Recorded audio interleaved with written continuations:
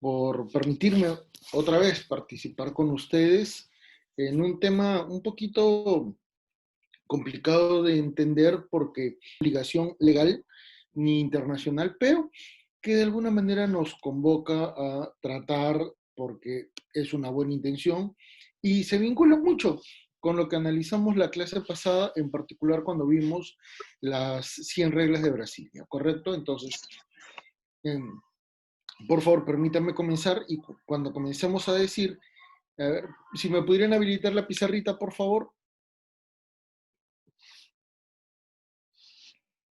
Sofocap, si me pudiera, ahí está. Vamos a comenzar nuestra sesión, ¿correcto? Permítanme unos segundos para poder movilizar mi computadora, la pantalla para efectos. Doctor, disculpe, ¿puede activar su audio nuevamente?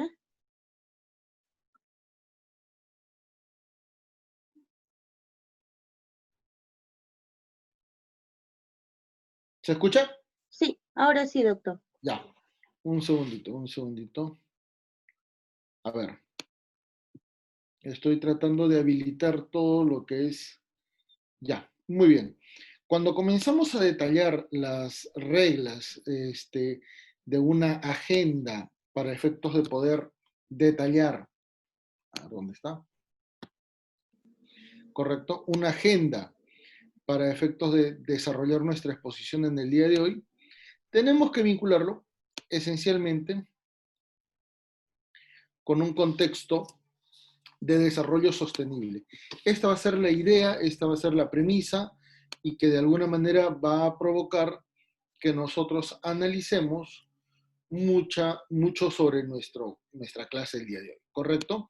Entonces, cuando vemos una agenda de desarrollo sostenible en América Latina y el Caribe, tenemos que partir de dos hechos particulares y dos hechos sumamente referenciales porque nos van a permitir decir, ¿y cómo es que esto se creó? ¿Cuál es la idea de poder entender un antes y un después a efectos de estas reglas? ¿Correcto? Entonces, miremos antes, después. Fijémonos en esta referencia en algunos antecedentes que son muy notorios y que nos van a permitir entender cómo es que es necesario detallar una agenda de desarrollo, ¿correcto? Ahora, es una agenda de desarrollo que en esencia detalla algunos patrones de referencia que no son solamente 2020. Esto fue planteado en el año 2015, ¿correcto? Entonces, véase que en realidad estamos hablando de una agenda de desarrollo a futuro. Pero fíjense, primero, a partir de 1948, cuando termina la Segunda Guerra Mundial, surge un contexto de polarización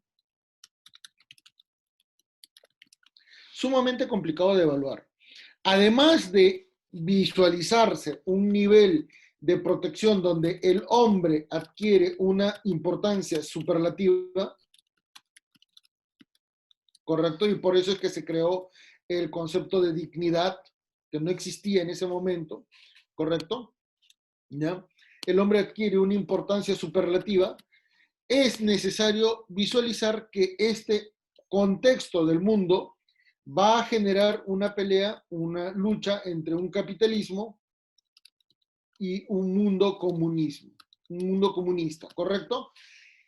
Ese conflicto que nosotros estamos observando va a provocar una serie de transformaciones sumamente interesantes desde 1948 en adelante, ¿correcto? Y va a provocar que este mundo cambie. Y cambie no necesariamente para bien, ¿correcto? ¿Por qué? Porque en primer lugar se va a acelerar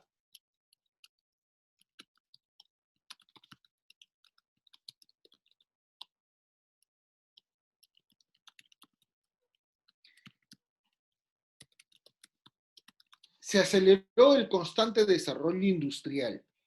Esto que provocó que de alguna manera los mercados y la globalización estén prácticamente, ¿qué cosa? Vinculados entre sí. Y esto también vinculó que los mercados, principalmente commodities, materias primas, estén siempre relacionados con un ámbito internacional de evaluación del poder. ¿Correcto? Este mundo termina generando finalmente un contexto en el cual comienzan a surgir varios tipos de países. ¿Correcto? Países de primer mundo, países como Estados Unidos, países como Japón, como los países europeos, países de segundo mundo. ¿Por qué se denominan de segundo mundo?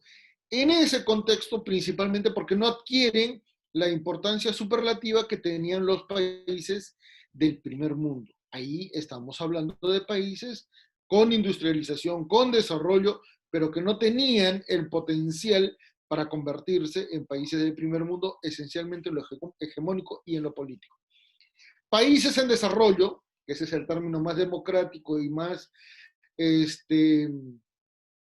diplomático en el ámbito de la denominación de países de tercer mundo, en el cual tenemos al Perú, países en vías de desarrollo, tenemos a los países del cuarto mundo, en el cual ahí observamos a países que estaban en una condición eventualmente de surgimiento en independencias, de desarrollo recién que se estaban materializando. Hay muchos países que después, que en el siglo XIX se comenzaron a independizar y que tienen problemas internos respecto de su propia estructura. Estamos hablando de 1948 para acá. Por ejemplo, para muchos de los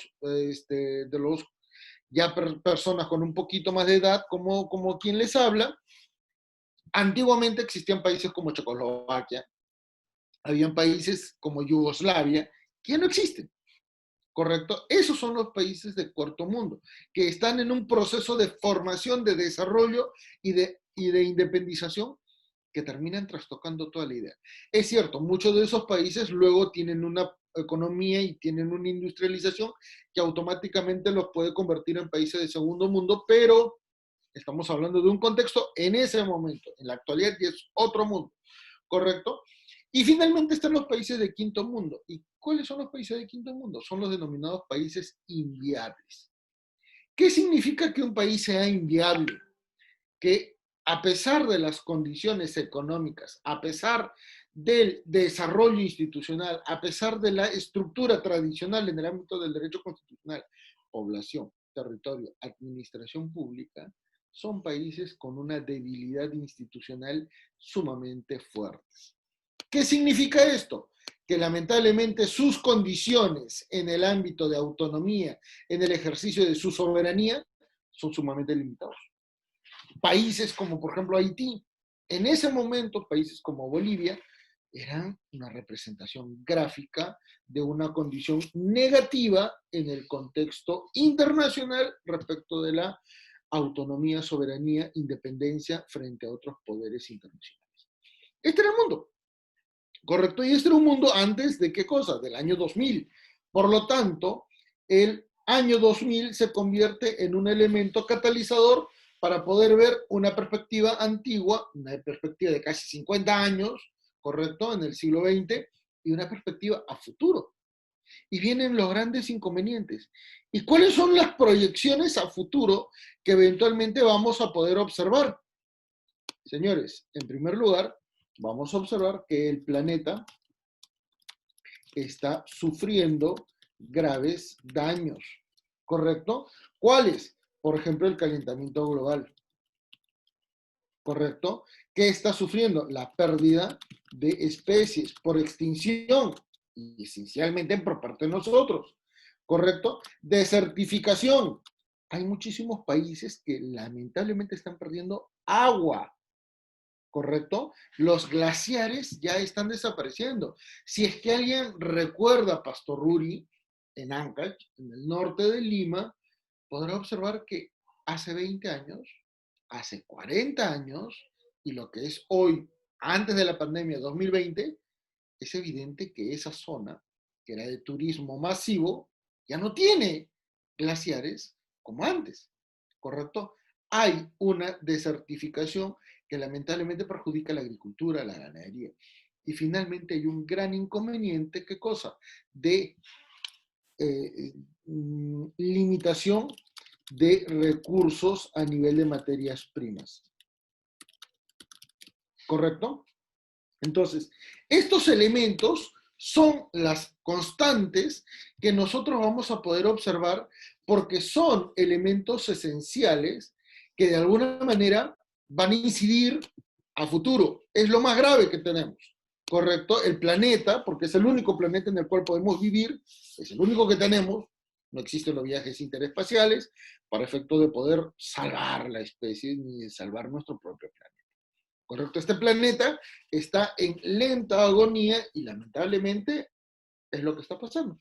En segundo nivel, el mundo, producto de esa polarización que acabamos de decir, el mundo polarizado, tiene referencias extremas, esencialmente en el ámbito del acceso a recursos que mide la pobreza, la riqueza de un país. ¿Correcto?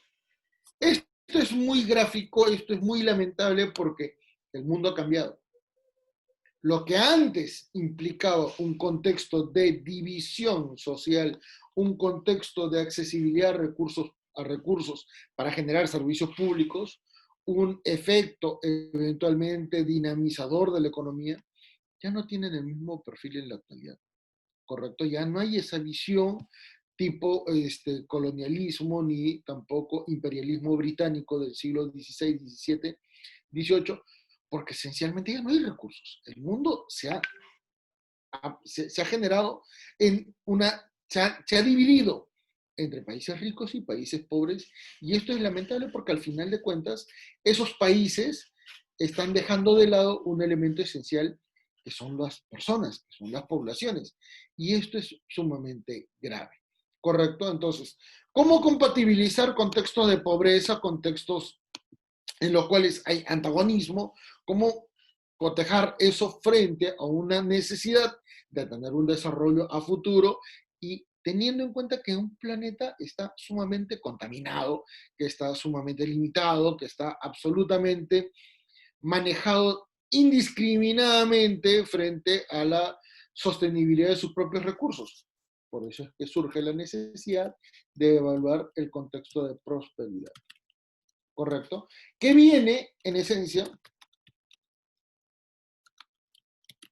de una interpretación de los derechos humanos de condición, ¿qué cosa? Amplia, extensiva, que son los derechos humanos vinculados a los intereses difusos. Esencialmente a la paz, esencialmente al desarrollo, esencialmente al mundo en el cual existe, ¿qué cosa? Una tutela del medio ambiente. ¿Correcto? Esos elementos entonces nos permiten decir, ¿necesitamos una agenda? Sí, necesitamos una agenda para poder detallar estas referencias porque lamentablemente no las vamos a poder vincular correctamente si tenemos algunas premisas que no han sido correctamente analizadas. ¿Estamos? ¿Qué se necesita entonces? Se necesita tener presente que lamentablemente el mundo en la actualidad ya no puede ser entendido de la misma manera ni de la misma discrecionalidad.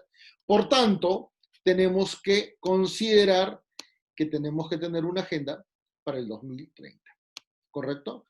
Esa agenda del 2030 es la que vamos a analizar a continuación. Esta agenda, hasta estos 20 años, permite detallar un siguiente punto de referencia, ¿correcto?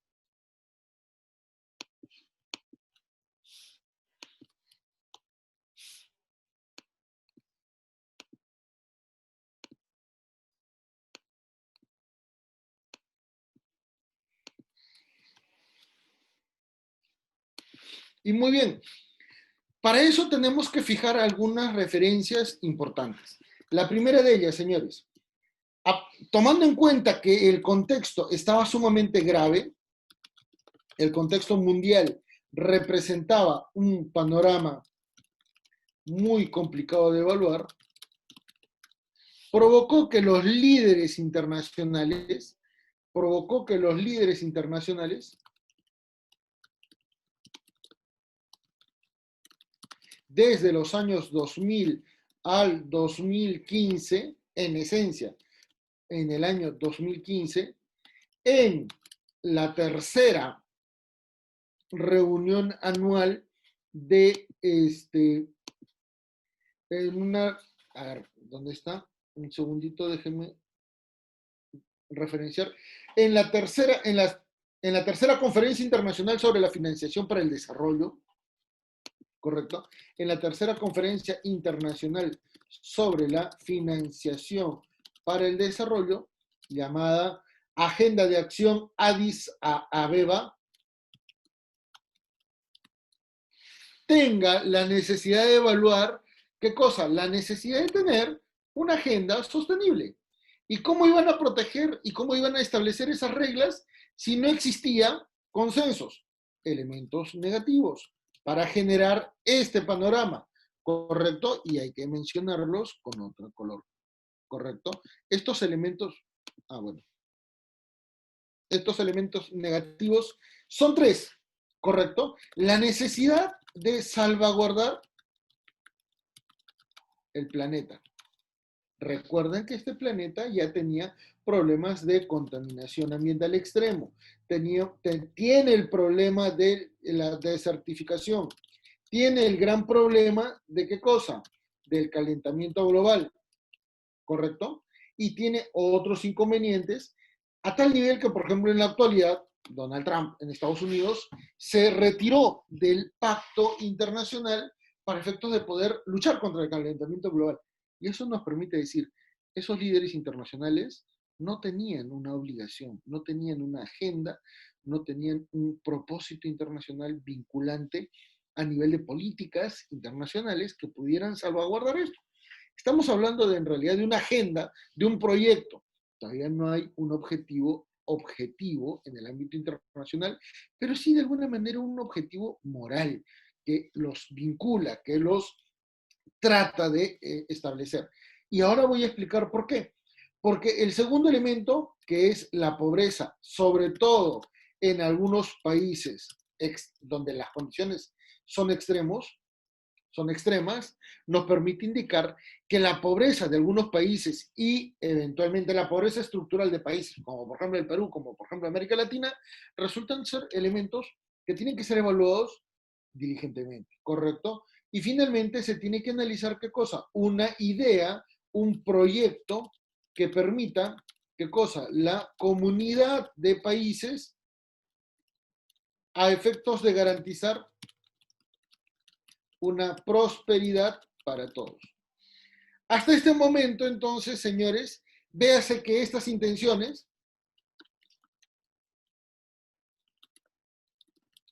son nobles propósitos, pero sin una vinculación internacional. ¿Qué significa una vinculación internacional? No hay documento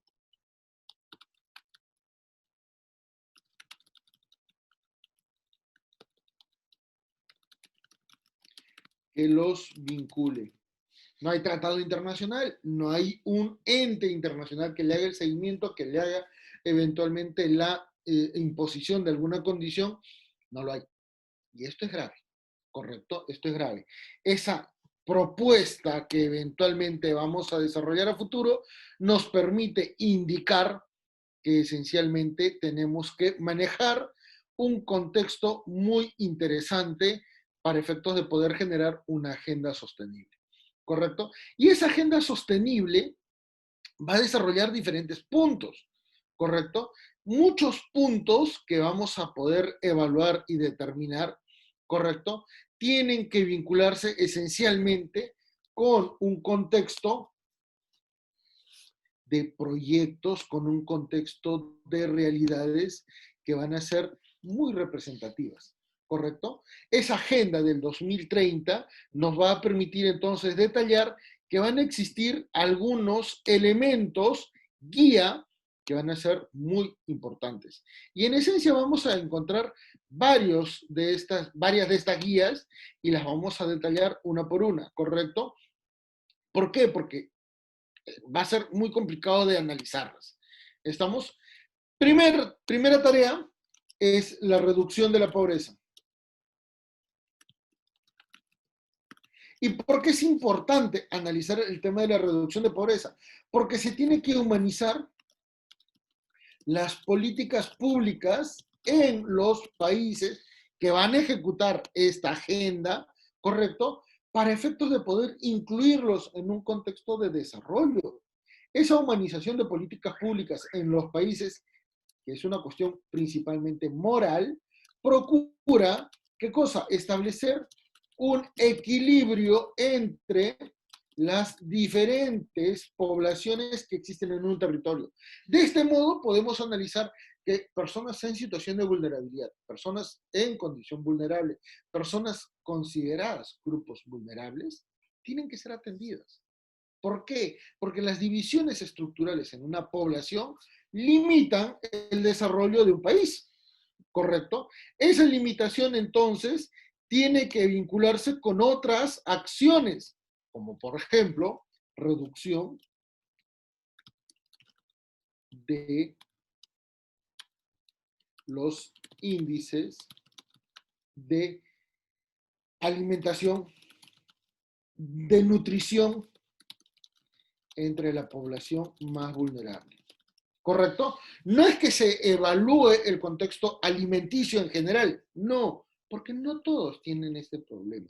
Se tiene que garantizar, por ejemplo, la atención a nivel de alimentación y nutrición de personas que son menores de edad, especialmente en zonas donde hay poblaciones indígenas o en zonas donde no hay accesibilidad a los servicios públicos. Se tiene que garantizar, por ejemplo, la alimentación, la nutrición de personas de tercera edad.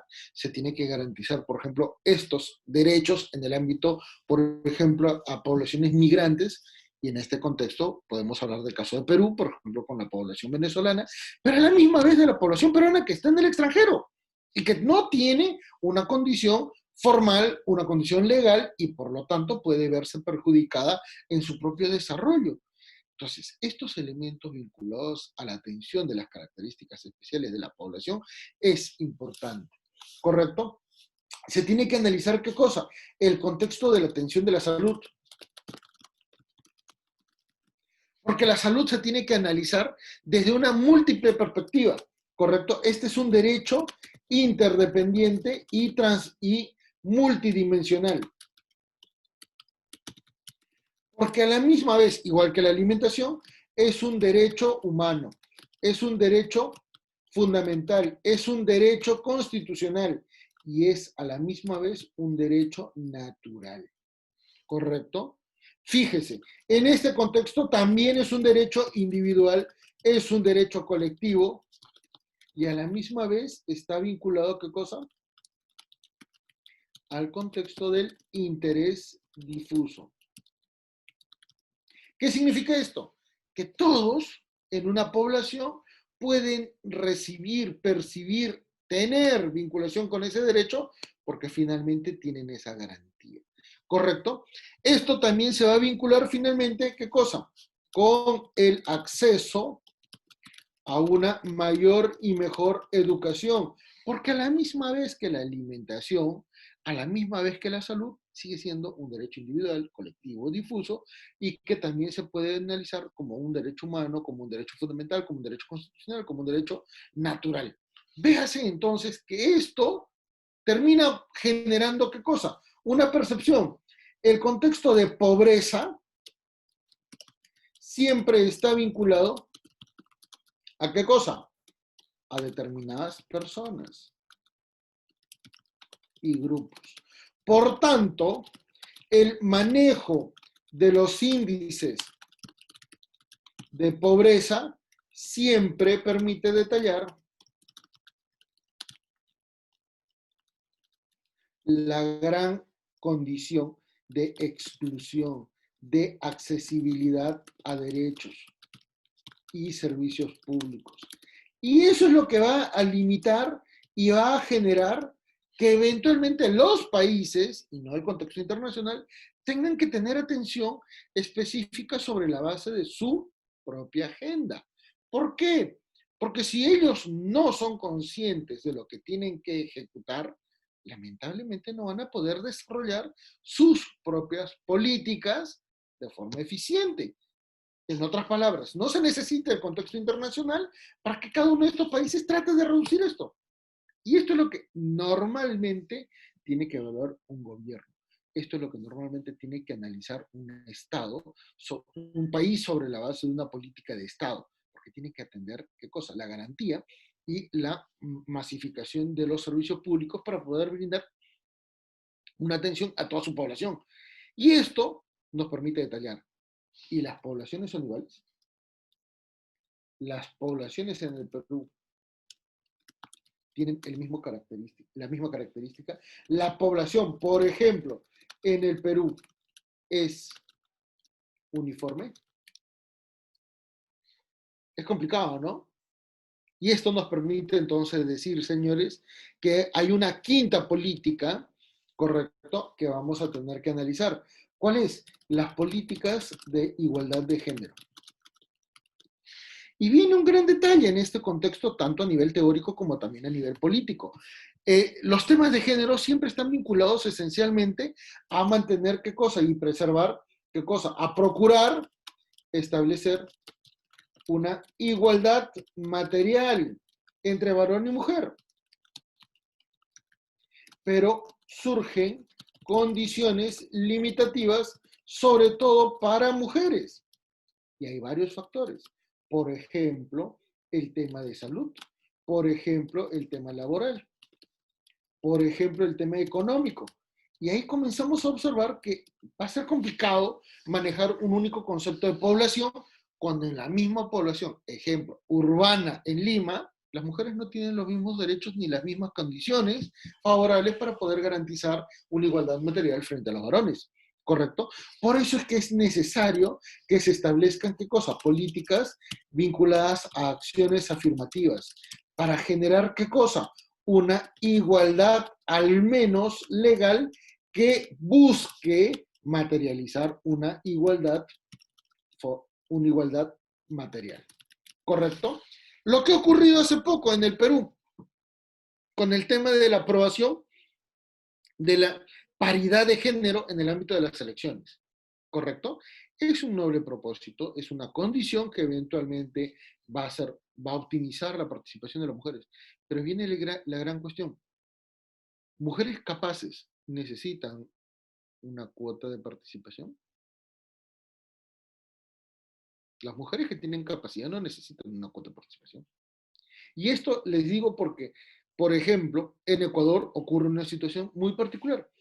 La Constitución ecuatoriana, reformada recientemente, establece que debe haber una igualdad real y formal. Muy bien, 50-50. Y acaban de convocar a un concurso público de méritos para ocupar los cargos de magistrados de la Corte Suprema. Y la gran mayoría de los candidatos varones tiene grados, tiene títulos, tiene menciones, tiene ejercicio de docencia, tiene publicaciones, tiene méritos muy importantes y significativos, ¿correcto? Y las candidatas mujeres no. Y al final se van a tener que elegir la misma cantidad de magistrados varones y mujeres. ¿Correcto? Entonces, muchas mujeres que tienen grados, que tienen títulos, que tienen docencia, que tienen todas las cualidades académicas, van a compartir el cargo y van a compartir escaños en un juzgado, en una corte que eventualmente sea corporativa, con mujeres que no tengan ningún nivel de experiencia y por cuestiones de equiparidad. ¿Correcto? Y esos defectos entonces resultan ser muy importantes y significativos porque nos permiten decir, caray, entonces, ¿dónde estamos? ¿En qué contexto nos podemos vincular? Bueno, pues, esta es la realidad. Esta es la realidad. Y por eso es que tenemos una proyección de acá a 10 años a nivel mundial de poder establecer estas reglas. Pero un momento, de acá a 10 años, dudo mucho que se pueda avanzar significativamente. Por eso es que se han planteado varias metas. Y, por ejemplo, si queremos analizar un contexto mucho más complicado y difícil de manejar, podemos ver qué cosa, el acceso a redes de suministro de agua potable. En el Perú, solo el 30% de la población tiene suministro constante, eficiente, diligente de agua potable. 30%. El resto de la población no la tiene. No es que el 70% del país no tenga agua potable. No, no he dicho eso. Yo he dicho que de ese 70% hay un 30%, un 40% ya, sube el porcentaje, que no tiene en sus viviendas de cualquier nivel agua potable. No tiene. Es más, las zonas donde viven no tienen suministro de agua potable. Y esto ocurre en casi todo el país. Y de ese 70%, que ya dijimos un 40%, un 50% lo tiene a nivel deficiente. ¿Qué significa nivel deficiente? Que eventualmente lo tiene por horas o que eventualmente tienen que acceder a servicios de agua potable que no necesariamente sean salubres o que sean eficientes en cuanto a la prestación, ¿correcto? Y esto sucede sobre todo en zonas andinas, ¿correcto? Las zonas urbanas en su totalidad tampoco tienen redes de agua potable. Es más, vean las periferias de Lima, vean la periferia de cualquier ciudad en el país. No hay un abastecimiento de agua potable. Peor aún, no hay redes de suministro de alcantarillado. Esto es desagües. No lo hay. Y quien diga que sí los hay, en realidad está mintiendo, está exagerando. Y eso es un error que suele ser provocado esencialmente porque no se conoce la realidad de nuestro país en forma absoluta, ¿correcto? ¿A qué se debe esto? Que eventualmente vamos a poder vincularlo, por ejemplo, que tampoco el Estado brinda políticas laborales que permitan, ¿qué cosa? El acceso a un empleo digno y sobre todo, ¿qué cosa? Remunerado en forma equivalente al trabajo ejecutado. Y miren, ¿qué es lo que ha sucedido con la pandemia y con la cuarentena? El derecho al trabajo se ha visto cuestionado en gran medida. Y es un detalle significativo, ¿eh? Se ha analizado muchísimo el rol del Estado para poder promover trabajo, para poder resguardar el poco trabajo que había, para formalizar el trabajo. El manejo de los CAS ha sido sumamente gráfico. El manejo eventualmente, ¿qué cosa? De la formalización del trabajo se ha tenido que evaluar. Y hoy por hoy, en el año 2020, para una agenda futuro de 10 años, va a ser difícil que el Estado peruano pueda atender este problema. Peor aún en el ámbito internacional, porque el Perú no es ni el peor país ni tampoco el mejor país. Estamos en un punto medio, pero no todos los países tienen la misma proyección respecto a qué cosa, del manejo y sostenibilidad del ámbito laboral de su población, porque eso está vinculado con políticas económicas, porque eso está vinculado con políticas productivas, porque eso está vinculado esencialmente, ¿qué cosa? Al desarrollo y sostenimiento de su propia democracia. Estamos hablando de un contexto totalmente, ¿qué cosa? Complicado de evaluar. Por lo tanto, no puede analizarse una situación absolutamente discrecional, porque esto que está vinculado al crecimiento económico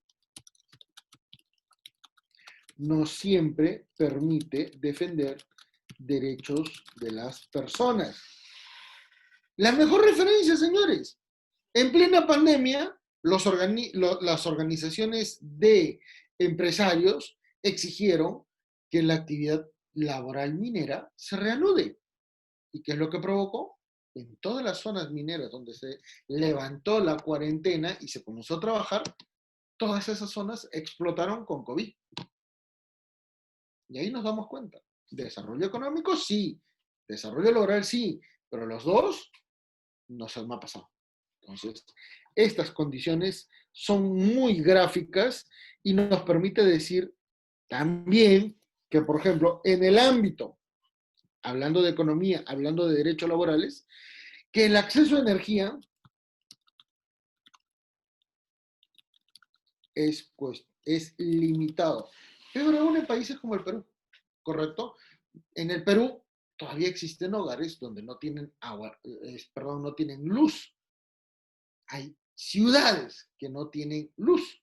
Peor aún, la luz la tienen en determinadas horas, ¿correcto?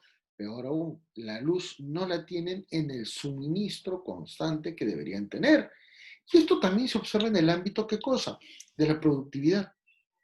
Porque la energía, en el caso peruano al menos, no necesariamente proviene, ¿qué cosa? De fuentes renovables. Y ese es el gran inconveniente. No tenemos un manejo eficiente en estos ámbitos de desarrollo y nos permite indicar a la continuación el punto 9, en el cual vamos a poder observar que existe una población sumergida en desigualdades. ¿Y cómo tratar de resolver esas desigualdades? Provocando un desarrollo sostenible, un desarrollo justo, unas políticas, eventualmente unas políticas éticas, morales, eficientes para atender las necesidades de toda la población. ¿Cómo se pueden hacer esto? ¿Cómo podría materializarse eventualmente estas acciones? Es muy complicado, es muy complicado. Peor aún, estas condiciones nos permiten decir, señores, las desigualdades que vemos en el Perú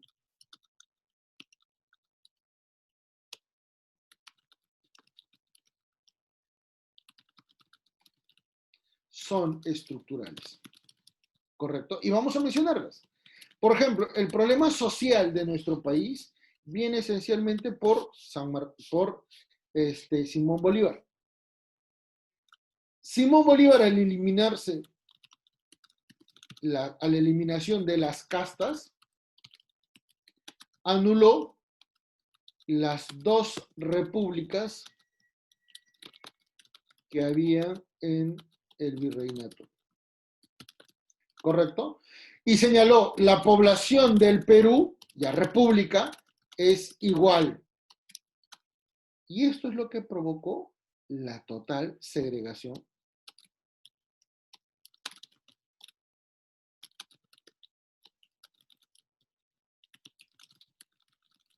de la población indígena en nuestro país.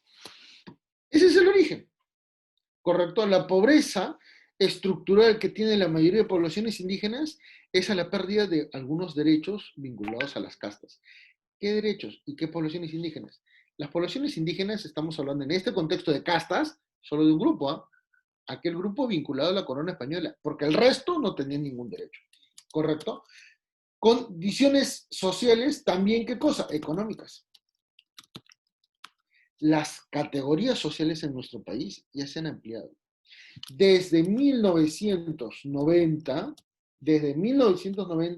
existe el grupo económico E. ¿Qué significa el grupo económico E? Extrema pobreza. Antes solo habían pobres, ahora tenemos extrema pobreza, ¿correcto? Y ese es muy referencial. ¿Y cómo se mide el patrón económico a nivel de la población? Respecto del acceso a la canasta básica.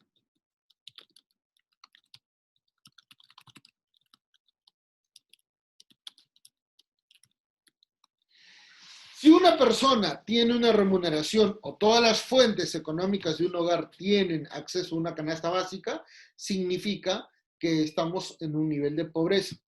Si una familia, a nivel de la acumulación de todas las riquezas o todas las fuentes vinculadas al ámbito laboral, al ámbito de la actividad humana, desarrollan una condición superior, estamos hablando de una situación de ¿qué cosa? De estadio intermedio.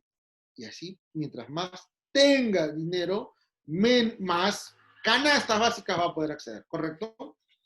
En nuestro país hay multimillonarios. También hay, ¿qué cosa? Pobreza extrema.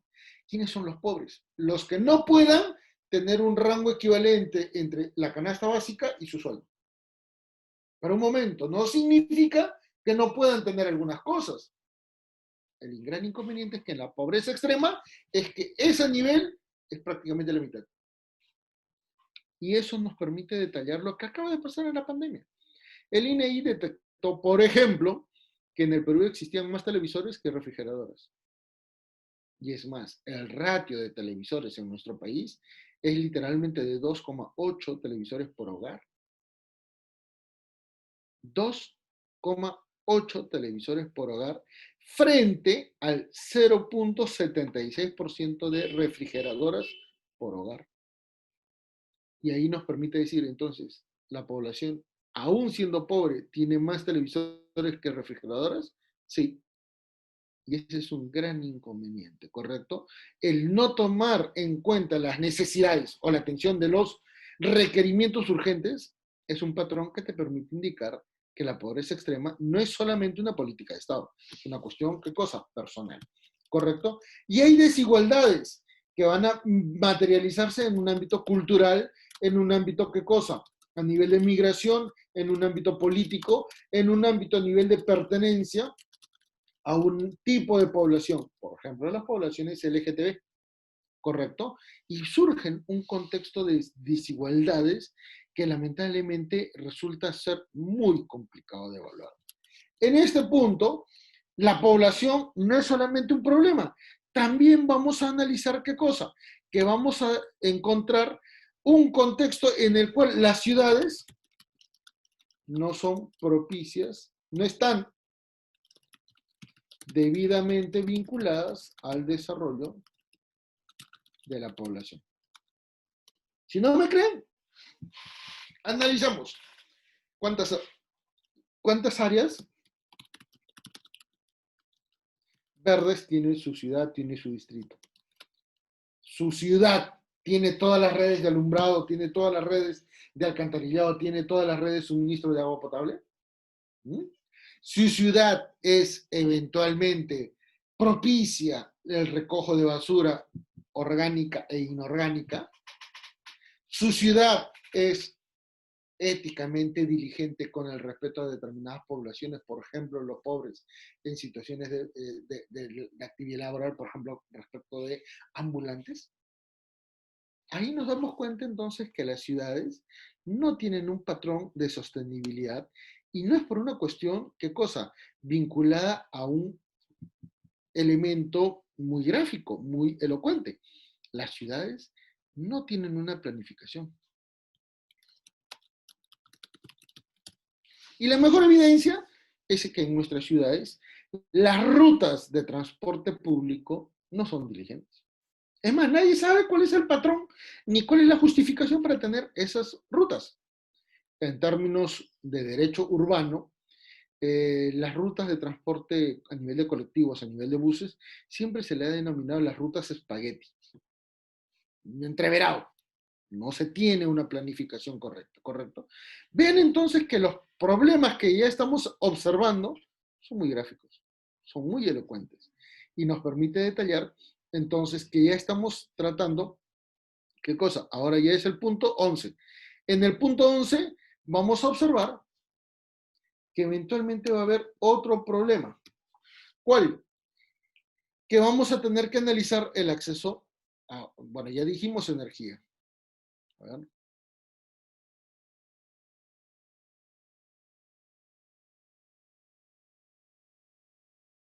No, nos faltó la energía, ¿correcto?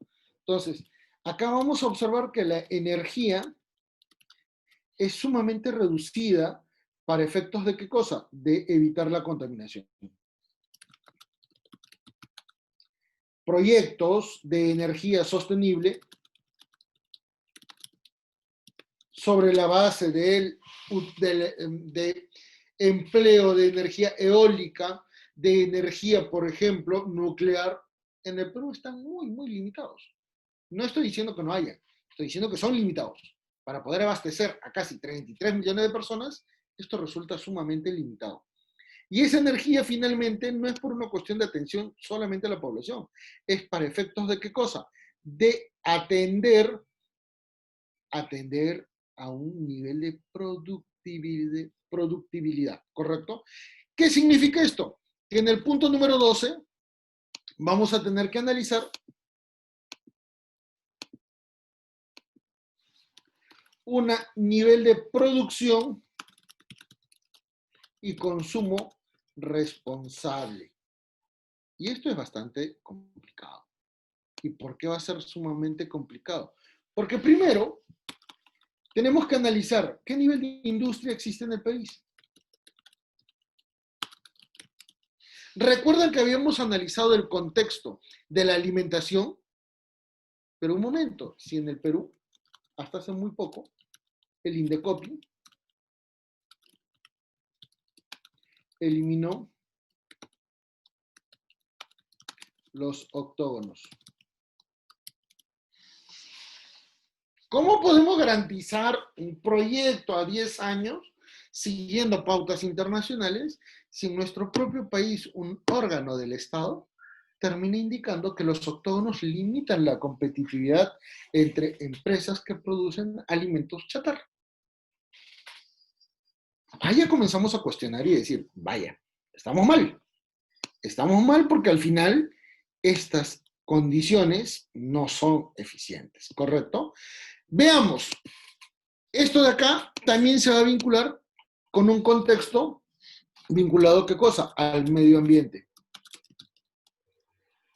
Pero veamos, estas cuestiones vinculadas al medio ambiente en nuestro país, ¿son en general o son respecto de algunas condiciones? Porque si son respecto de algunas condiciones, preguntémonos, ¿y qué sucede con Doerran, por ejemplo, en Cerro de Pasco? Antes de la pandemia, señores, niños contaminados con plomo en su sangre fueron a reclamar al Ministerio de Salud. Y estuvieron como 30 niños literalmente en la calle tratando de tener una atención a su salud. Llegó de un viaje de turismo de Europa un niño de un colegio sumamente caro y exclusivo de Lima, contaminado con el COVID, y todo el Estado le brindó la atención. Y a esos niños de Cerro de Pasco no les atendieron. Peor aún, recuerdan que el medio ambiente, producto de esta cuarentena y de este confinamiento, se redujo, el nivel de contaminación bajó. Los niveles, por ejemplo, en la Costa Verde, yo vivo muy cerca al mar, en la Costa Verde parecía zona de Caribe. Las postales eran bellísimas. Y también en Arequipa, toda la población ya podía ver qué cosa. Al Misti, con una nitidez, porque ya no había contaminación. Esto, señores, ha sido significativo. Esta cuarentena de más de 100 días nos ha permitido decir que el ambiente se ha restablecido. Pero un momento, la contaminación que existe, por ejemplo, Madre de Dios, producto de la minería ilegal, por ejemplo, en zonas como La Libertad, o como, por ejemplo, en zonas como Ancash o Cajamarca, son sumamente graves. En Cajamarca, señores, en Cajamarca, producto de la actividad minera, ya se sabe que en breve plazo los recursos acuíferos que están debajo o al mismo nivel de la ciudad, porque la mina está en zona alto andina, en zona muy alta frente a lo que es la ciudad, ya todos los recursos acuíferos, agua subterránea, van a estar contaminados. Entonces, ¿cómo podemos proteger el medio ambiente si también queremos una producción y también queremos un desarrollo sostenible? Como que hay cuestiones que se suman y se restan y va a terminar provocando más problemas. ¿Correcto? Muy bien.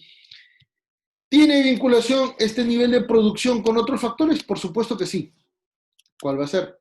La protección de los ambientes marinos.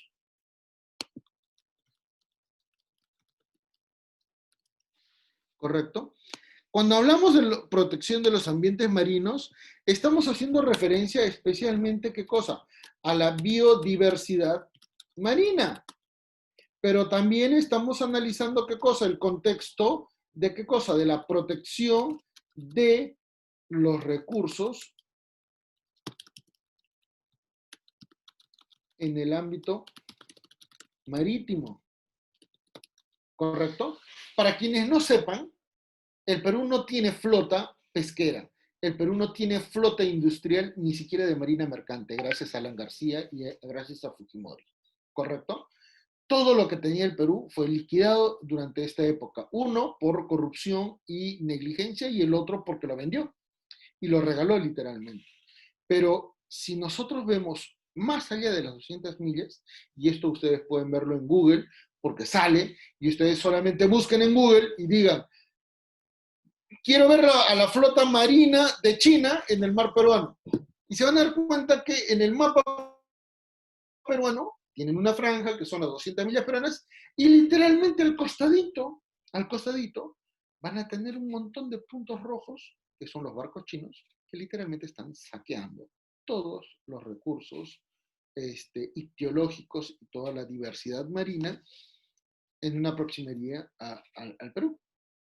Perú era el mayor exportador de pota en el mundo. Ya no lo es, ahora es el segundo.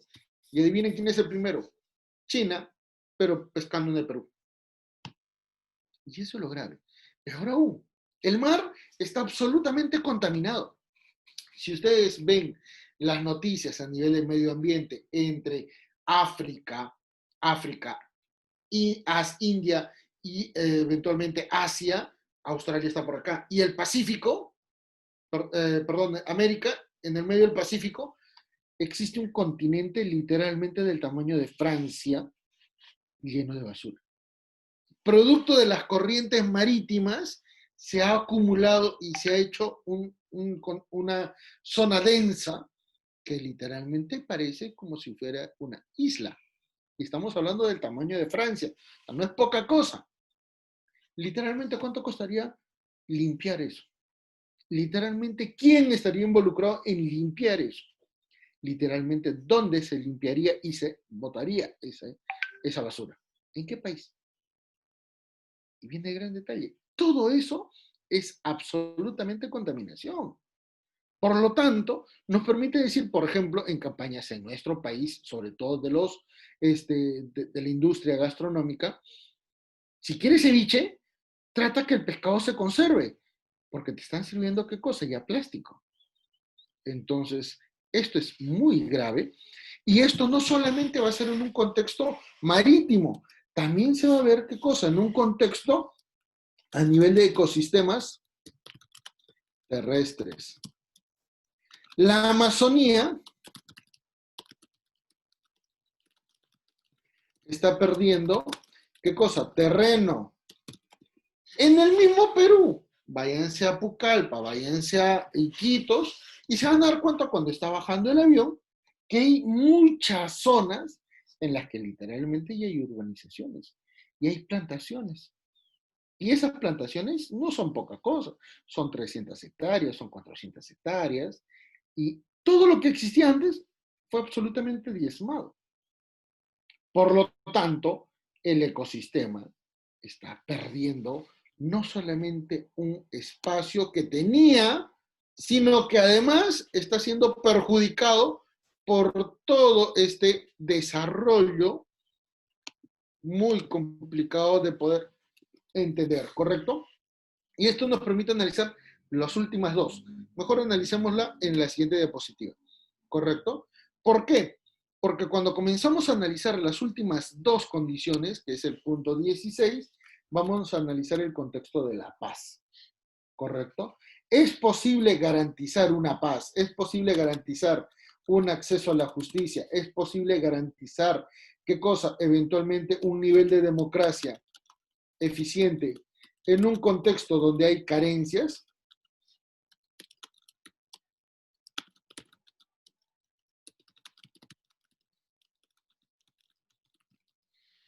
Y si no me creen, vean lo que ha hecho el Estado peruano. Acaban de aprobar una reforma constitucional para efectos de poder eliminar la inmunidad y han terminado haciendo un despelote.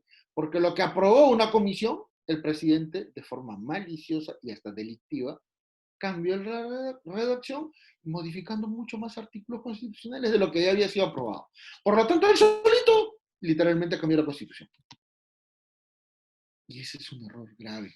El tener en sistemas políticos gente irresponsable, gente sin ningún nivel de capacidad, es perjudicial. Y esto nos permite decir, ¿cómo podemos lograr paz? ¿Cómo podemos lograr justicia? ¿Cómo podemos lograr democracia si al final vamos a tener muchísimos problemas para poder garantizar justamente eso que queremos? ¿Cómo vamos a tener democracia?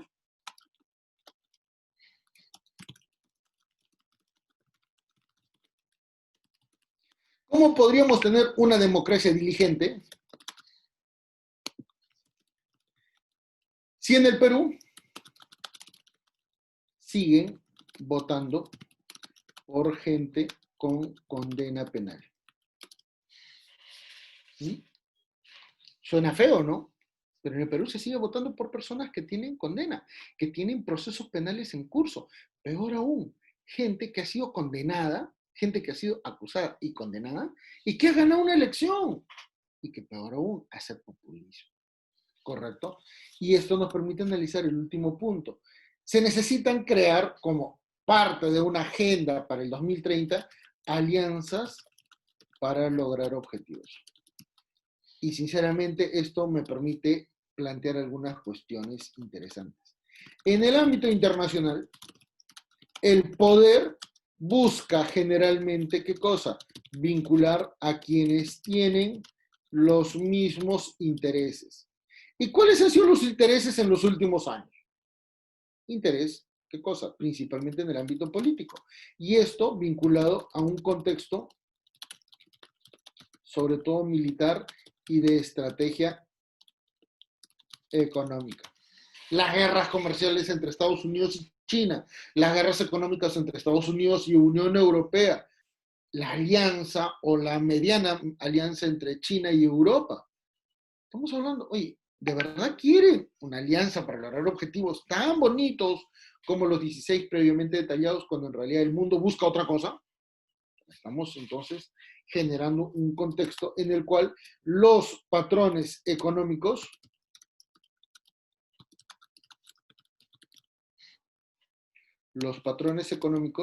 son referenciales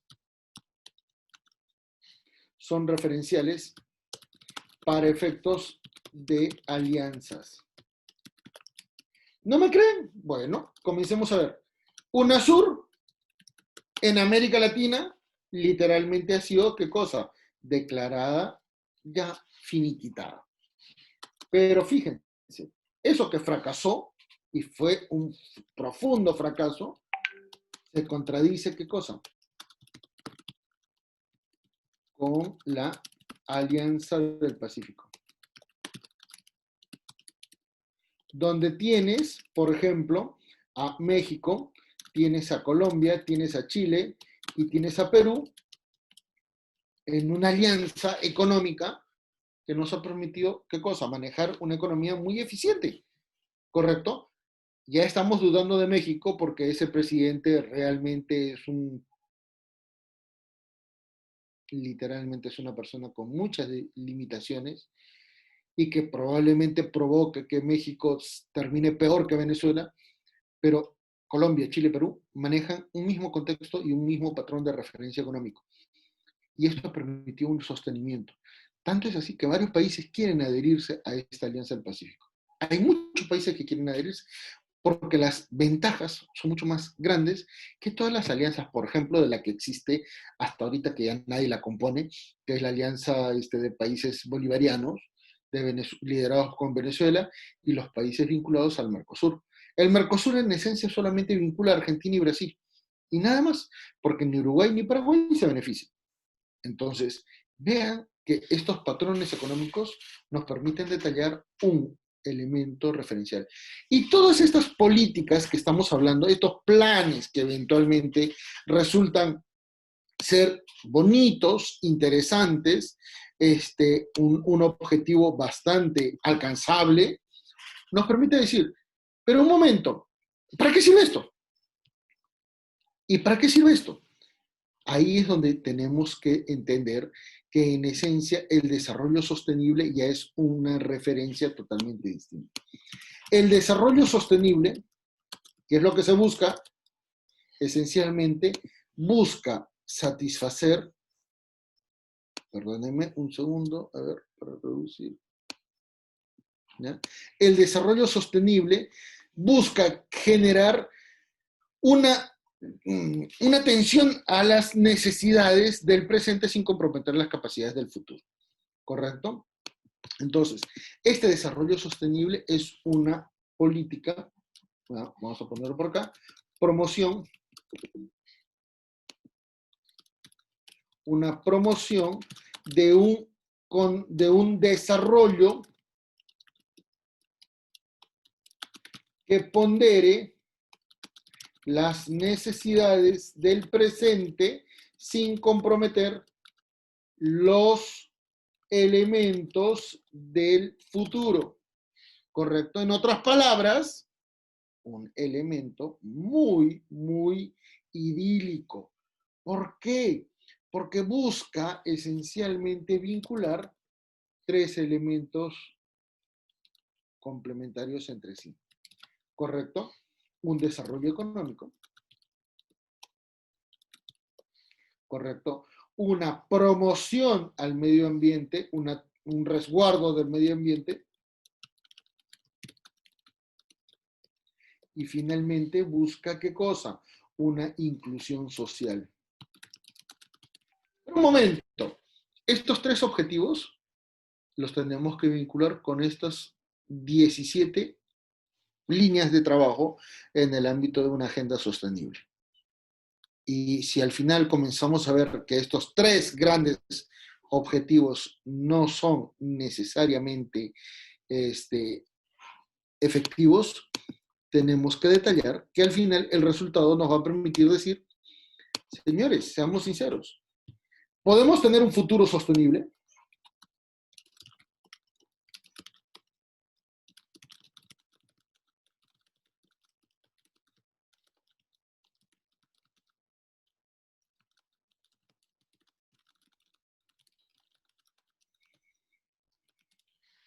Esto es posible, peor aún cuando no existe una línea de trabajo a nivel internacional que sea vinculante. ¿Esto es posible? Ahí entonces comenzamos a cuestionar nuestro trabajo, nuestra búsqueda de un desarrollo sostenible, porque la erradicación de la pobreza no va a ser posible si es que no resguardamos el medio ambiente. Y un momento, en nuestro país, gracias a esta pandemia, ya se está promoviendo, ¿qué cosa? El levantamiento de algunas observaciones en el ámbito de la protección del medio ambiente para efectos de poder dinamizar la economía, porque hemos estado casi literalmente quebrados, ¿correcto? ¿Cómo lograr un desarrollo y una inclusión social si tenemos patrones estructurales que han condicionado la limitación de mujeres, de poblaciones indígenas, eventualmente de personas de tercera edad, cuando tenemos que personas que ejercen la misma profesión en un ámbito de nombramientos y de CAS tienen derechos totalmente diferentes? Estas referencias son graves, y más aún cuando no existe una obligación internacional, y peor aún, cuando los países que tienen el poder y la condición para poder promover otra condición superior no tienen el propósito para hacerlo. Ejemplo, Estados Unidos. Donald Trump se ha retirado de la mayoría de los tratados internacionales para proteger al planeta de la contaminación ambiental y para resguardar y promover acciones para evitar el cambio social. ¿No le interesó? China nunca ha estado, nunca ha formado parte de esto. ¿Correcto? Entonces, ¿cómo podemos en esencia poder ejecutar algunas acciones? Lamentablemente no podemos vincularlo con una realidad y podemos decir, ¿qué desarrollo sostenible podemos tener? ¿Qué desarrollo sostenible podemos tener si en esencia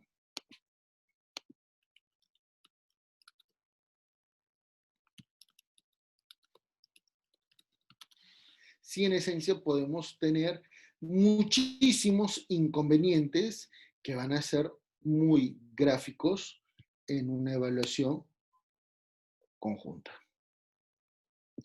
donde tenemos poblaciones que son diferentes, una población sumamente complicada de manejar a nivel de políticas públicas.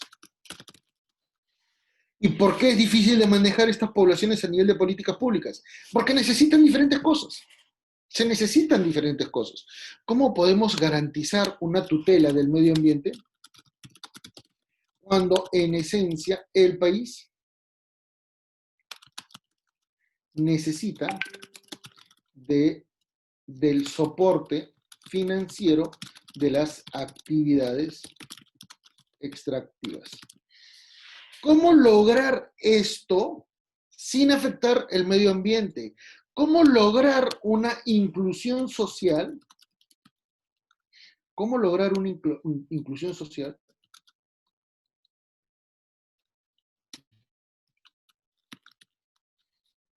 si no tenemos una democracia sostenible y eficiente? Véase entonces que es inconveniente ahora el manejo de estas líneas de trabajo en la agenda no se vincula a una obligación internacional. No hay una obligación internacional. Entonces, ¿cómo podemos tratar de que estas acciones puedan eventualmente ser resguardadas? Este desarrollo sostenible, por tanto, nos permite plantear, ¿y cuál va a ser el resultado? ¿Cuál va a ser el veredicto entonces de este desarrollo sostenible en el futuro? Nos tenemos que preocupar porque finalmente este desarrollo sostenible no está garantizado. Y con eso, señores, agradeciendo mucho la participación por invitación de CFOCAP hacia mi persona, quedo muy agradecido con todos ustedes. Eventualmente, si es que existen algunas dudas, algunas interrogantes, con el mayor de los gustos podría atenderlos si es que consideran necesaria la atención de algunas consultas. Creo que el doctor José Cárdenas quiere plantear Sí, alguna doctor, duda. le vamos a dar el pase. José Cárdenas Leandro, por favor, active su audio.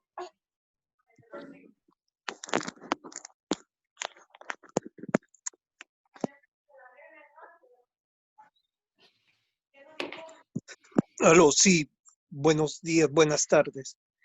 Eh, Quería que me explique un poquito mejor, ¿no? Si se puede lograr una efectiva inclusión social dejando de lado el factor del medio ambiente. A ver, es una linda pregunta, pero a la misma vez es una pregunta grave. Grave en el sentido de que la respuesta no es ni blanco ni negro. Tiene una multiplicidad de factores. Por ejemplo, ¿cómo lograr un desarrollo sostenible en el ámbito, por ejemplo, de la actividad minera en una zona donde hay pueblos indígenas si el Perú todavía no tiene un reglamento para lograr aprobar qué cosa? La consulta previa. Y si no hay consulta previa, no se cumplen tratados internacionales para proteger una población que históricamente ha sido vulnerable y que históricamente ha sido maltratada por el Estado peruano. Correcto, entonces, pero un momento, el subsuelo es qué cosa, patrimonio del país y el Estado lo administra. No es que le estén quitando el territorio, le están quitando el subsuelo. Pero un momento, esas ya son cuestiones, ¿qué cosa? Que en el fondo procuran justificar una acción frente a otra. ¿Por qué no puede haber una coordinación y de repente una complementación en la cual los pueblos indígenas se conviertan en accionistas, por ejemplo, de estas actividades mineras? Esto pasa en Canadá. En Canadá, las empresas, por ejemplo, extractivas de oro, que en el Perú están en Cajamarca y que están en Ancash, son socias de las poblaciones indígenas. Y no estamos hablando de que les dan regalías. La sociedad implica una condición de igualdad, porque están manejando recursos que son de ellos y que históricamente los han tenido. Por lo tanto, este respeto permite incorporarlos en un nivel de desarrollo sostenible mucho más eficiente, sin necesidad de excluirlos y sin la necesidad de maltratarlos, porque en muchos casos, y esto lo podemos acreditar, en el Perú hasta el año pasado, no podemos hablar de por evidentes razones, por el COVID, pero hasta el año pasado había más de 350 conflictos ambientales. Y no estoy exagerando, eso lo dice la Defensoría del Pueblo. Entonces, ¿cómo lograr un desarrollo sostenible si tenemos ese gran problema? Los pueblos indígenas se quejan de que va a haber actividad minera en su zona y que eventualmente les va a restringir el agua, les va a restringir los recursos a nivel de territorio y eventualmente va a contaminar un suelo. Esto pasó en Cajamarca con el caso Conga.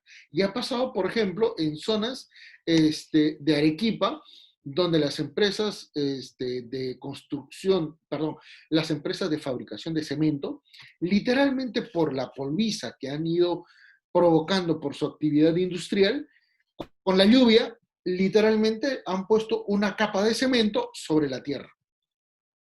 Entonces, ¿cómo lograr compatibilizar dos contextos tan graves y tan diferenciados? Es realmente difícil. Peor aún, no hay una obligación. Jurídicamente hablando, ni hay obligación internacional y las obligaciones en el ámbito peruano son media cuestionables, porque por eso existen los problemas entre el Ministerio del Ambiente, entre el Ministerio de Energía y Minas, entre Presidencia del Consejo de Ministros, entre el Ministerio de Justicia y el Ministerio de Economía. Y son ministerios que en esencia deberían ver lo mismo, porque forman parte del Estado, pero tienen, ¿qué cosa?, que evaluar contextos tan antagónicos que al final, si no logran compatibilizar ideales, pueden provocar crisis sociales. Y el ejemplo está en nuestra realidad. 350 conflictos en promedio a nivel hasta el año pasado. Al 31 de diciembre del 2019 había esos problemas. Entonces, lo que plantea el doctor es bien interesante, pero permite generar un contexto totalmente amplio y decir, ¿y qué hacemos? Por un lado están los derechos, por otro lado están los intereses del Estado, por otro lado el Estado necesita recursos para poder generar políticas públicas, pero ¿y cómo logramos todo esto sin necesidad de afectar a una parte o eventualmente excluir a una parte? Realmente hasta el momento no hemos logrado una solución eficiente. ¿Qué es lo que han hecho países industrializados? Lamentablemente no es que los países industrializados sean democráticamente mucho más objetivos, ¿ah? No. En Estados Unidos, por ejemplo, las poblaciones indígenas las han limitado, ¿qué cosa? A reservas. Y al estar limitados en zonas de reserva, les han quitado absolutamente todas sus propiedades. ¿Correcto? Ahora, en Canadá, producto de las presiones de poblaciones indígenas en la actualidad, de que se ha logrado revertir esto. ¿Pero por qué? Porque esas comunidades indígenas ya estaban insertas en una comunidad nacional y tuvieron una educación y utilizaron esa educación para poder, ¿qué cosa? Retornar a sus orígenes y exigir derechos conforme al patrón normativo en los cuales habían participado. Todo se centra en un manejo de poder y realmente en el país vemos que van a haber muchos problemas porque la democracia en nuestro país no es sólida. Hay detalles y referencias graves, ¿correcto? Esto es lo importante entonces y si eventualmente no satisfice la respuesta, yo le pido mil perdones al señor José Cárdenas porque en realidad una respuesta única no la hay. Es muy complicado, pero en la medida de lo posible, buenas intenciones no logran buenos resultados, pero al menos hay la necesidad de salvar. ¿Y saben por qué 2030? Porque hasta el 2030 el planeta se puede salvar de un desastre ecológico. Por eso es ese plan, ¿correcto? Por eso es que existen estas alternativas, porque hasta el 2030 podemos revertir el efecto negativo de la contaminación ambiental y salvar el planeta. Pero, ¿se logrará? Ojalá que sí, de corazón que sí.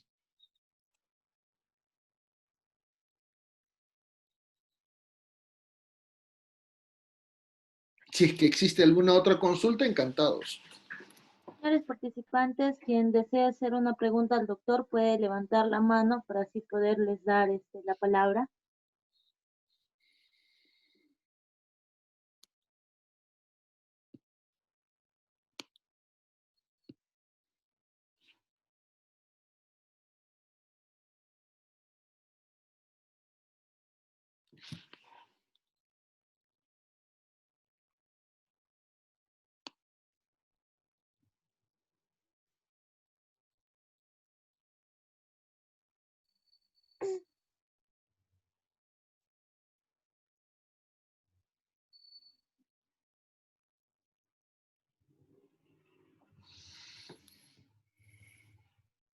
Doctor, no tenemos hasta ahora ninguna pregunta. Muy amable. Hola.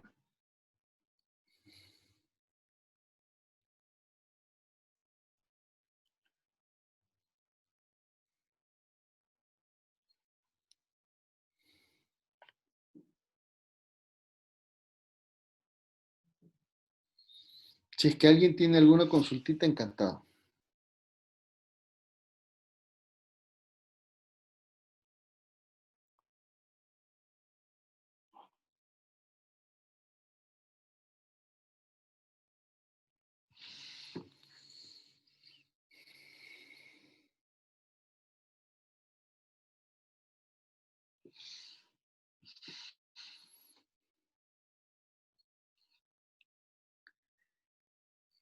¿Alguna consultita? Ojalá que haya quedado clara mi exposición y no haya generado más dudas, eventualmente. Sí, doctor, repetirles a los participantes que pueden hacer sus preguntas levantando la manito. O si no, tal vez realizando una reacción para poderles dar la palabra.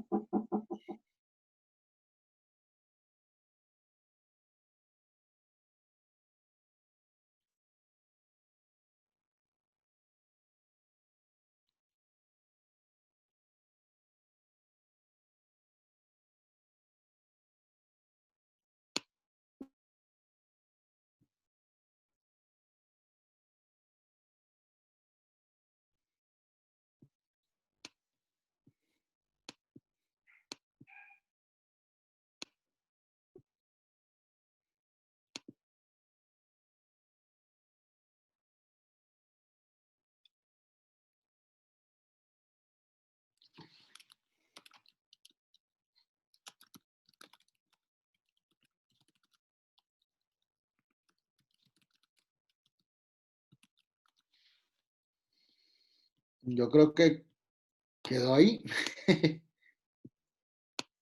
Sí, doctor, no tenemos una pregunta.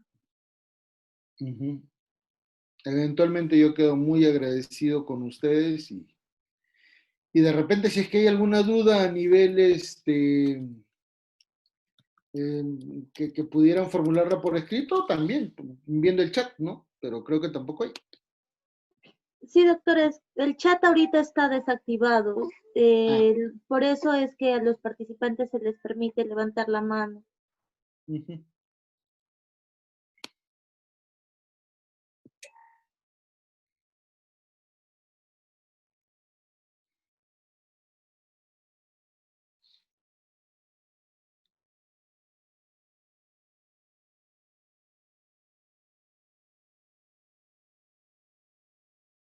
Bueno,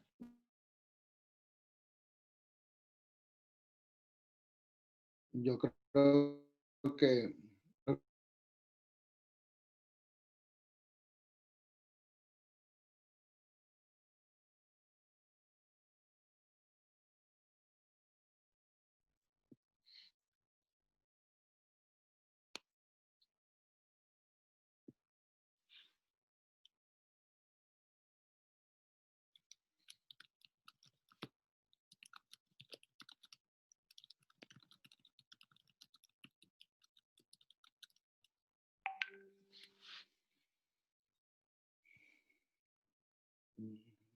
bueno, doctores, creo que damos pase al fin, ¿no? Al cierre.